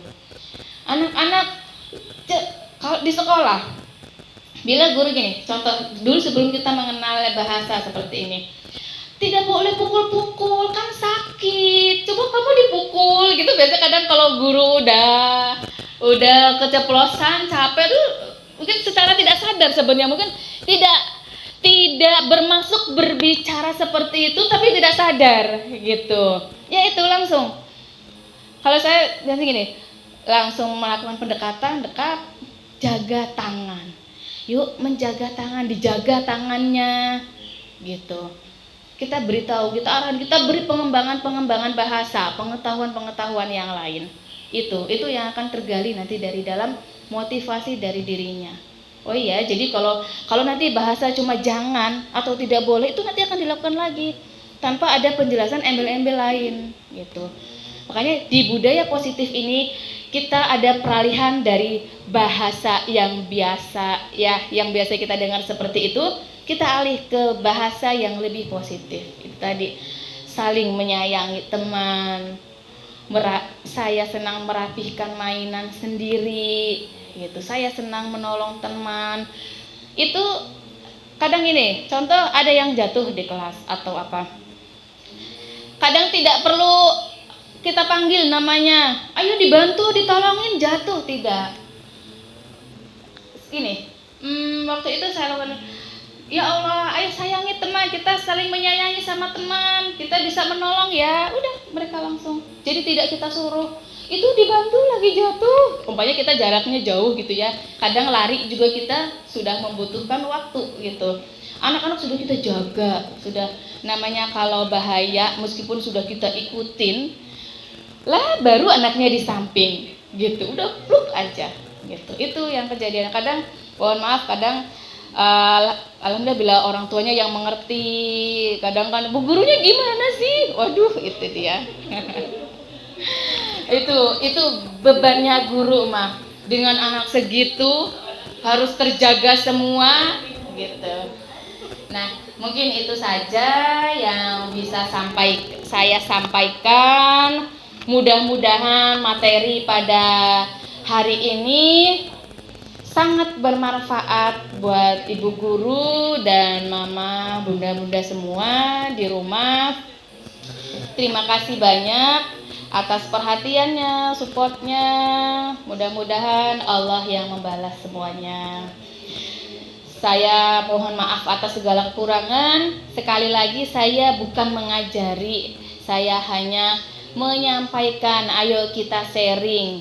Dan materi ini penting juga buat bu guru, ayo kita terapkan di sekolah karena ini sangat bagus, sangat baik untuk perkembangan anak-anak kita, menyiapkan kepada profil pelajar Pancasila begitu. Itu saja. Barangkali nanti materinya nanti akan saya share sama bu guru atau bunda-bunda, barangkali kalau mau nanti akan kami bagi. Itu kalau secara dilihat yang apa tadi 5 kontrol tadi, kalau secara dilihat itu biasa-biasa saja. Kalau cuma kita bacanya biasa. Tapi kalau kita cermati itu sangat mengena kita sebagai orang tua. Itu yang saya rasa. Itu tadi saya langsung mendapatkan jawaban dari sini. Saya tidak perlu datang ke psikiater, saya tidak perlu datang ke psikolog. Khawatir saya salah jalan, saya salah langkah buat anak saya gitu. Alhamdulillah seperti itu. Baik, itu saja mengingat waktunya sudah siang, juga sholat Jumat. Terima kasih ya Allah, luar biasa kepada Ibu Yayasan. Terima kasih atas support dan dukungannya, ibu-ibu komite, Mama Arsi, Bunda Gwin, Bunda Arse, ibu guru semuanya. Terima kasih, dan operator. Terima kasih banyak. Sekian dari saya. Wassalamualaikum warahmatullahi wabarakatuh.